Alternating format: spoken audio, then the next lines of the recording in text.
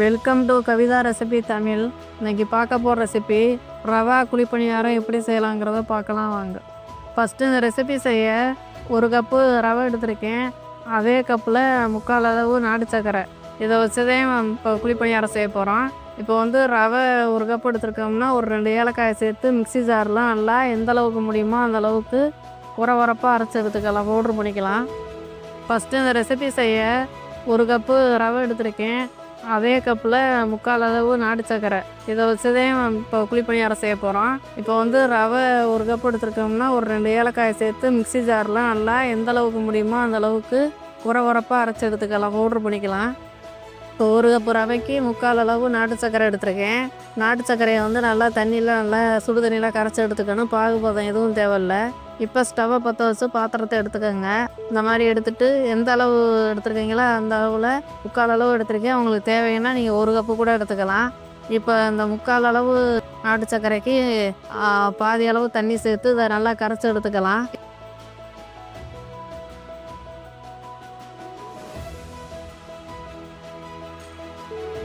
இப்போ இந்த மாதிரி கரையிறப்ப நம்ம அந்த மிக்சி ஜாரில் பவுட்ரு பண்ணி எடுத்துக்கலாம் அந்த ரவையை.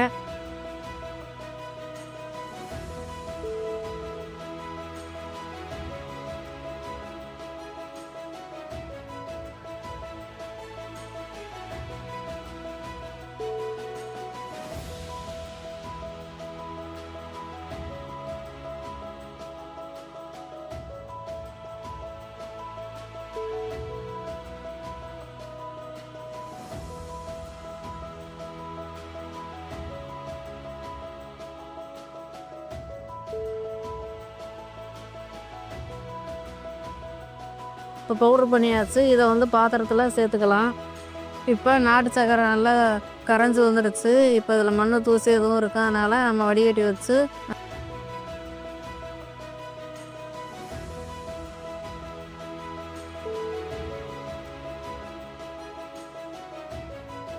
வடிகட்டிக்கலாம். இப்போ வடிகட்டிட்டு இந்த ரவை கூட சேர்த்து நல்லா கலந்து வச்சுக்கலாம்.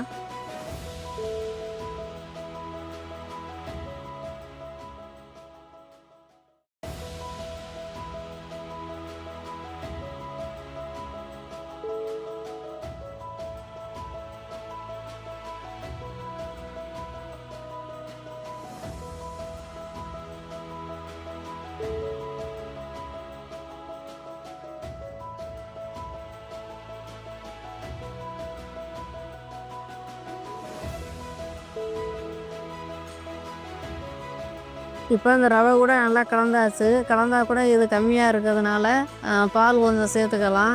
அப்போதே ஒரு 10 நிமிஷம் ஊறுறதுக்கு கரெக்டாக இருக்கும். இப்போ சோடா மாவு கொஞ்சம் சேர்த்து, ஆப்ப சோடா மாவு லைட்டாக சேர்த்துட்டு இந்த மாதிரி ஒரு 10 நிமிஷம் ஊற வச்சுக்கலாம்.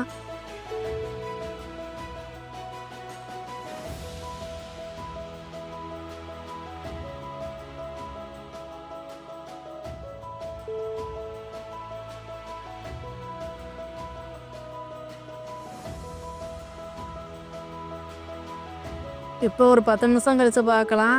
இப்போ ரவை நம்ம தோசை மாவு பக்குவத்துக்கு இருக்கணும் பணியாரம் ஊற்றுறதுக்கு. அந்தளவுக்கு கம்மியாக இருந்துச்சுன்னா நீங்கள் தண்ணியோ பாலோ இன்னும் கொஞ்சம் சேர்த்து நல்லா கலந்து இந்த மாதிரி ஊற்றி எடுத்துக்கலாம். இப்போ பணியார குழி எடுத்து நல்லா சூடு பண்ணிக்கோங்க. சூடு பண்ணிவிட்டு ஸ்டவ்வை லோ ஃப்ளேமில் வச்சுட்டு எண்ணெயோ நெய்யோ இது கூட சேர்த்து கொஞ்சம் கொஞ்சமாக சேர்த்து நல்லா தடவிக்கோங்க இந்த பணியார குழியில்.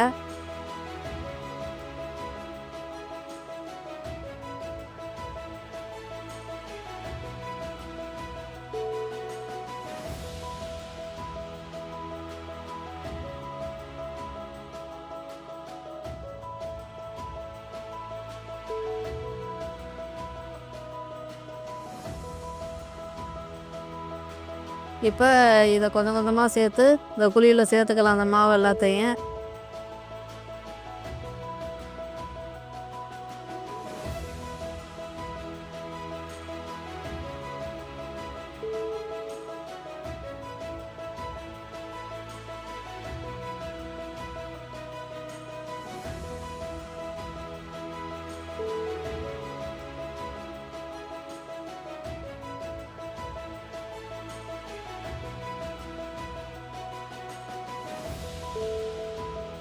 இப்போ ஸ்டவ்வை அதிகமாக்கினா உள்பக்கம் வேகாது. நீங்கள் ஸ்டவ்வை முழுமையாக கம்மி பண்ணி 2 நிமிஷம் 3 நிமிஷம் அப்படியே வேக விட்ருங்க. திருப்பி போட்டுக்கலாம்.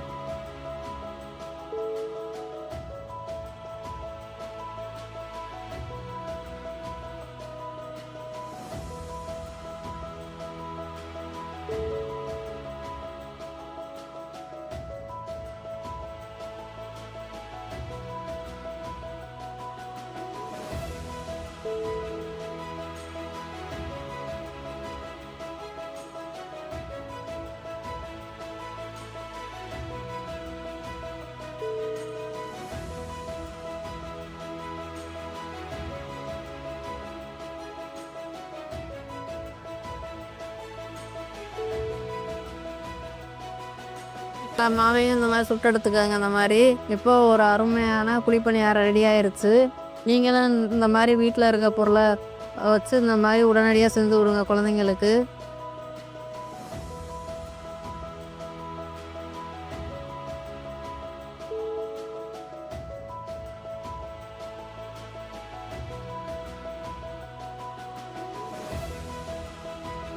ஒரே மாதிரி இல்லாமல் இந்த மாதிரி ஒரு வித்தியாசமாக செஞ்சு இந்த மாதிரி குழந்தைங்களுக்கு கொடுங்க, விரும்பி சாப்பிடுவாங்க. ஏற்கனவே பணியார வீடியோ நம்ம சேனலில் இருக்குது. நீங்கள் போய் செக் பண்ணி பார்த்துக்கோங்க. இந்த வீடியோ பிடிச்சிருந்தா லைக் பண்ணுங்கள், ஷேர் பண்ணுங்கள், சப்ஸ்கிரைப் பண்ணுங்கள்.